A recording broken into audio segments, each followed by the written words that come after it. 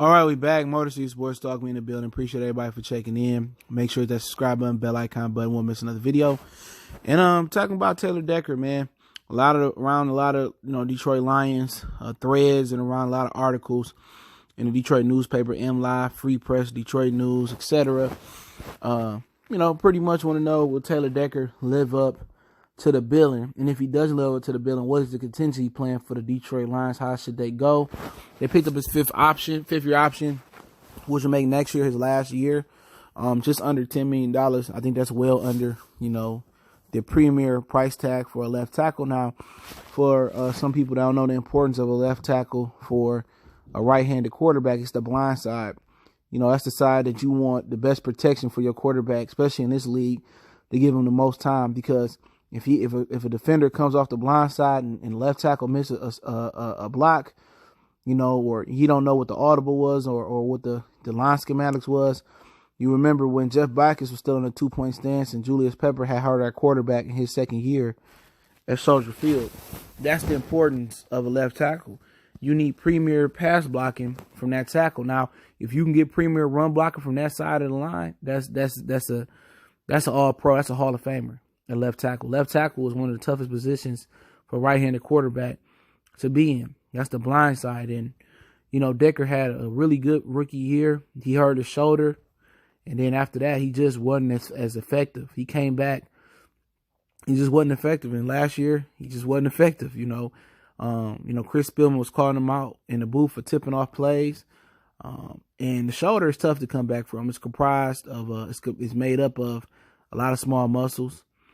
And we'll see how he come back this year. But my gut feeling says he's going to bounce back this year. I don't even like Ohio State. But, he was a good his rookie year. I'm going to say he get together this year. The money's on the line, potentially, for a longer contract. I'm going to say he get together. I said, I'm going to think he's going to be an above average left tackle. I think he might be in the Pro Bowl conversation this year, to be honest. I believe he's going to be above average tackle this year. I think he's going to work in my Rihanna voice. And I think he's going to get better this year. I think, he's been people seeing him as a liability in run blocking. But my whole thing about it is, from run blocking for the offensive lineman, the best thing to do is to get the big guys, the big uglies moving forward. If you get them moving forward, every big ugly like to really, I can't say everyone, but it's exceptions to the rule. They like to get moving forward and push people around. And with the Lions offense from Jim Bob Cooter, I think his play calling, his lack of using the run game the right way, and the way he had it schematically drawn up, the blueprint just sucked. I think now Taylor Decker can actually get in a rhythm. I think Darrell Bevell gonna call some more run plays.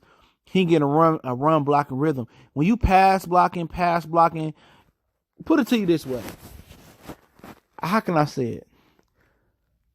A boulder, when it comes downhill, is hard to stop. So linemen going forward, firing off the ball, beating their opponent, getting to the second level, handling linebackers, handling safeties in the run game. That's what you want to do. You don't want to go backwards. You don't want a big fella going backwards. You don't want the boulder being on the defense. Not really rolling back, just creeping backwards. Nah. You want them big fellas to be on their front foot, bullying defensive linemen, And if Decker and them can't get in, don't have a rhythm for what Jim Bob Cooter's calling, or we run the ball, in the first quarter, we run it every first down. We run it, then we go running every 5 or 6 snaps after that. If you don't get them in a rhythm of firing off the ball, it's going to be tough. You know what I'm saying? So I think Darrell Bevell is going to get them in a rhythm and a cadence where they're going to be in rhythm. They're going to have a feel for how he called the game. And it felt like Jim Bob Cooter was calling the game like Madden. Like when nobody come in Madden with a game plan, you just calling plays for a field. I got a playbook and I just go, this is what I go to on first down. This is what I go to on third down. Or I might do this. When you don't have a plan in place in Madden, you just roaming through the playbook. You know what I'm saying? Just picking plays, you're going. That's how I kind of feel like Jim Bob Cooter. I think Darrell Bevell will come in with a game plan. I think he's going to stick to it, and I think it's going to allow Decker and the offensive line to get in the rhythm. Okay, we know in this situation it's 3rd and 1. Hey, we already know Darrell Bevell wants to fire off the ball. Jim Bob Cooter would have fucked around and called a play action, or, they're going to have a better rhythm of what they're doing. I think his play calling, his experience play calling, and Darrell Bevell is going to be a key factor in the overall betterment of the offense. It's going to be a key factor for Taylor Decker and Rick Wagner now. They're going to have a feel for what's they going to do. And when you got a feel, what okay, man, it's 3rd and 3. This is what he want to do. Okay, and it's 3rd and 1, 4th and inches. This is what he want to do. He ain't going to outthink himself. He ain't going to call the bootleg. He ain't going to just, call a Hail Mary or no BS like that. When you comfortable in your play calling and you comfortable knowing what's going to happen, you play better. When you know what's going to happen, hey, man, I know I need to fire off this ball. I know we block. I know I need to pass block in this situation. I'm telling you, the play calling is going to be a comfort zone for everybody in this offense. But let's just say Decker get injured or it don't work out, and my predictions don't come true, which it happens. Nobody's perfect. And let's say it doesn't work out for Taylor Decker, right? What the Lions could do next draft, I would draft a left tackle, regardless. I would draft a left tackle, somebody I can groom for a year, and then eventually take over for Taylor Decker. That's what I would do. 3rd, 2nd, 1st, no matter what it be. I may move Decker to the right tackle like they did Riley Reef. See how he work out there. But the problem is, if he lives up to the billing he been playing so far, he ain't a good run blocker. That's a problem.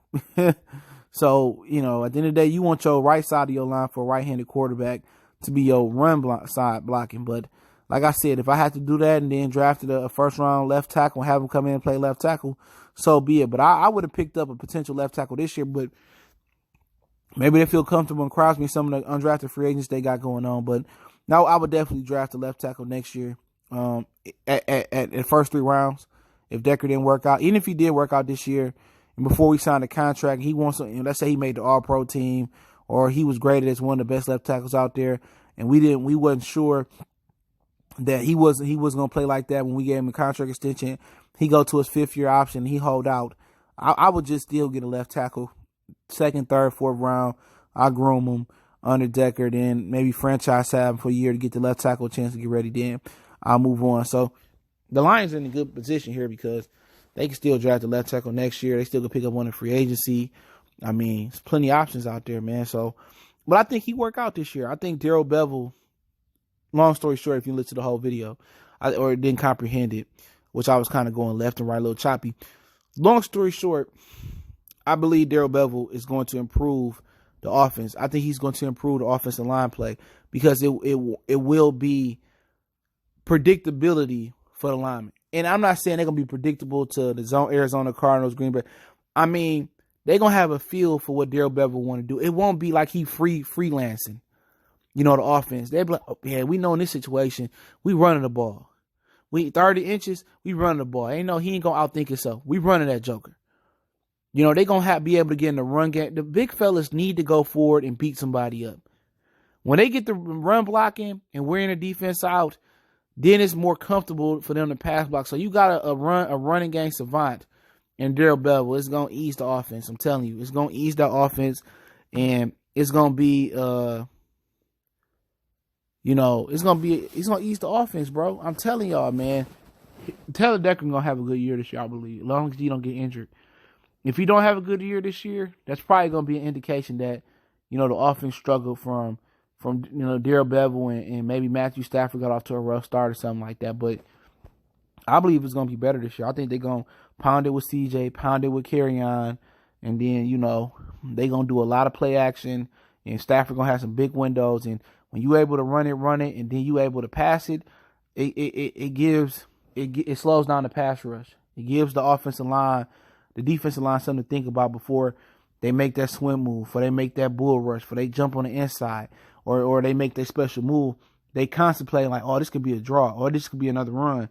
And the window's wide open because you got DBs pinking in the backfield, and Stafford is going to have great windows to throw to. If the offense really manifests into what I think it will be by week 17, I think Decker going to get a payday.